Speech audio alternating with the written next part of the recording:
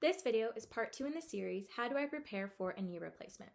Studies have shown that when people participate in their own care, knee replacement cancellation rates are reduced and patient satisfaction is improved. Cancellation rates can be reduced by using pre-operation strategies. This includes prehabilitation, which is a set of exercises that are done before surgery that reduce pain and keep your body healthy.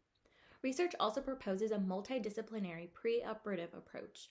This includes preoperative psychological and educational programs, where these interventions include learning about the procedure, feelings you may experience, coping strategies, relaxation techniques, and how to seek support. There are also logistical things that can be done before your knee replacement. This includes preparing your home with assistive devices, move tripping hazards, rearrange furniture, and place things you regularly need within reach. You should also schedule your preoperative appointment with your surgeon and pack for the hospital.